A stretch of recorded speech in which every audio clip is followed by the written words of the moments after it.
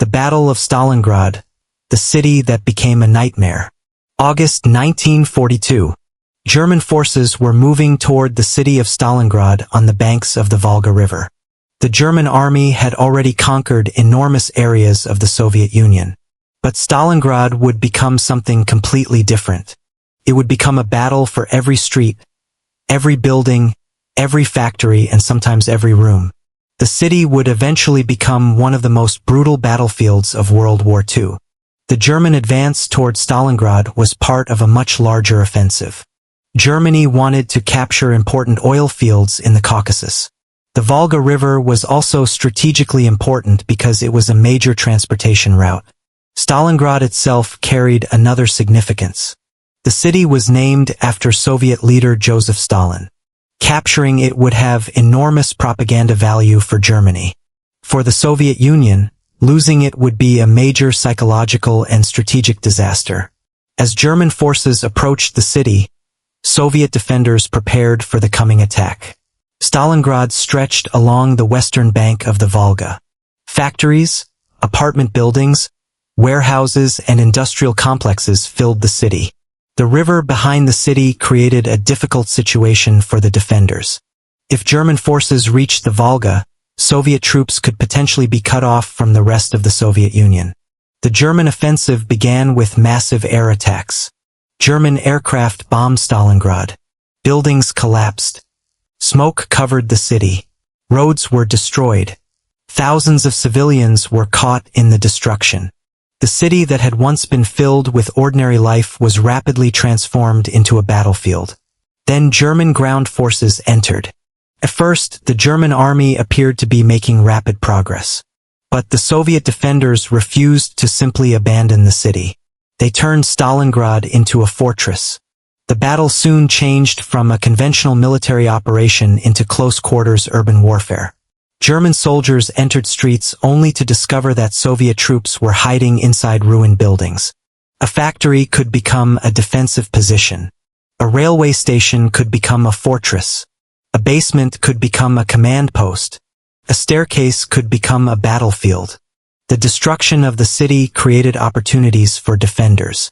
German tanks could not always move through the rubble. Vehicles struggled to navigate destroyed streets. Buildings provided cover for Soviet soldiers. The closer the Germans came, the more difficult the fighting became. The battle was unlike the rapid advances seen earlier in the war. There was no simple front line. The front could pass through a building. German troops could control one floor while Soviet soldiers occupied another. A room could change hands several times. Soldiers fought through corridors, staircases, and ruined factories. The fighting became exhausting. There was little room for rest. Artillery and aircraft continued attacking positions. Buildings that had been damaged in one attack could collapse during another. Smoke and dust filled the air. Visibility became poor. Communication was difficult. Supplies became increasingly important. The German army had advanced deep into Soviet territory. Its supply lines were stretched. Fuel had to travel enormous distances. Ammunition had to reach the front.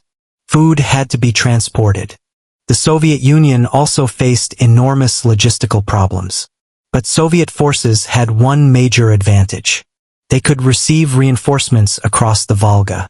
Soldiers crossed the river under dangerous conditions. Many boats came under artillery and aircraft attack. Yet men and supplies continued arriving. The Soviet defenders were determined to hold the city. Among the most famous areas of fighting was the Stalingrad tractor factory. The factory had been converted into a battlefield. Another major location was the Red October factory. The Barricadi factory also became heavily contested.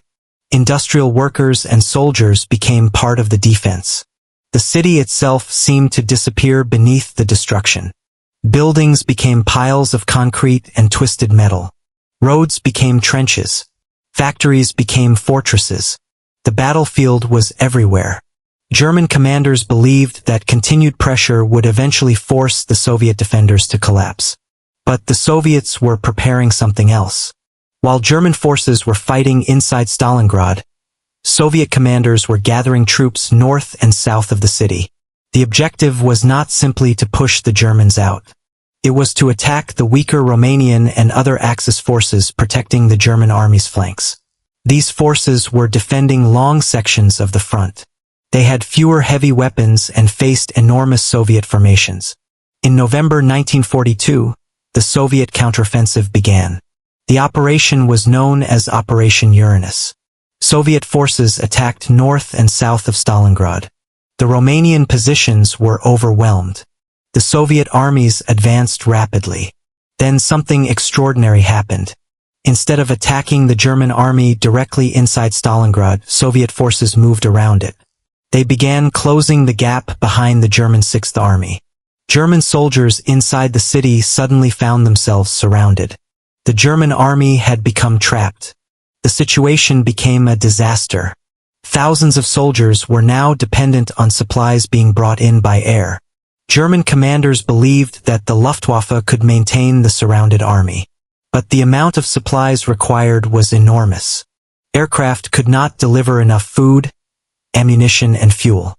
Winter was approaching. Temperatures dropped. Soldiers suffered from cold and hunger. The battlefield became even more difficult. German troops were fighting inside a destroyed city while Soviet forces surrounded them. The Germans requested permission to break out. But Adolf Hitler ordered the Sixth Army to remain in Stalingrad. The decision would have devastating consequences. The Soviet encirclement tightened. German forces attempted to launch relief operations.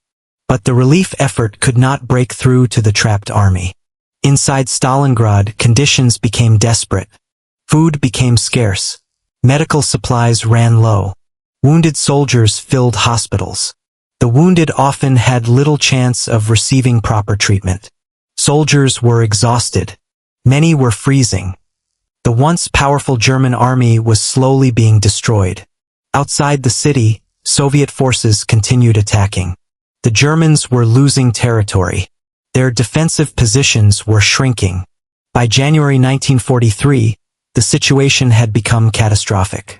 Soviet troops launched a major offensive against the remaining German positions.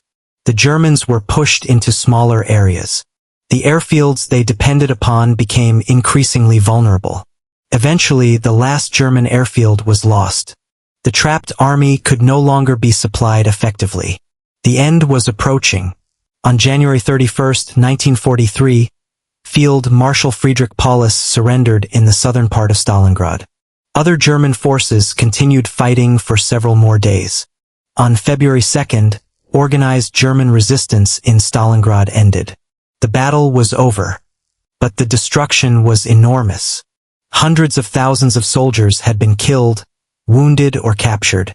Civilians had also suffered terribly. Stalingrad had been transformed into ruins. The German Sixth Army had disappeared as an effective fighting force. The psychological impact was enormous.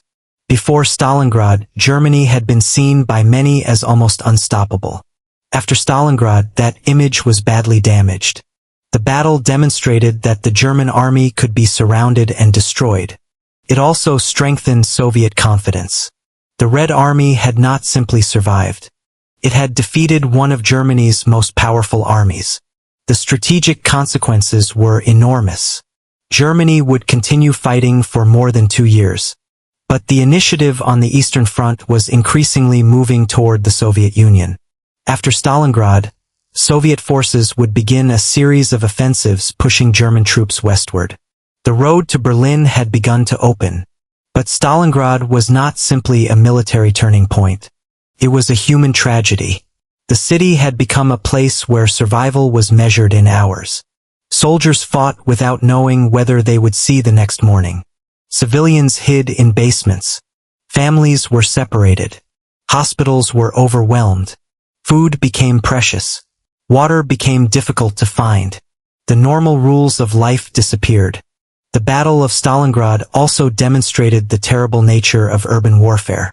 Cities can become almost impossible to capture quickly. Every building provides cover. Every street creates another defensive position. Every ruined structure can conceal soldiers. The attacker may have more weapons, but the defender can make use of the environment. This was exactly what happened in Stalingrad. The Germans had superior equipment in many areas. But technology could not easily solve the problem of fighting through a destroyed city. The Soviets adapted. They used small assault groups. They moved through ruins. They attacked from unexpected directions. They fought at extremely close range. The battlefield became intensely personal.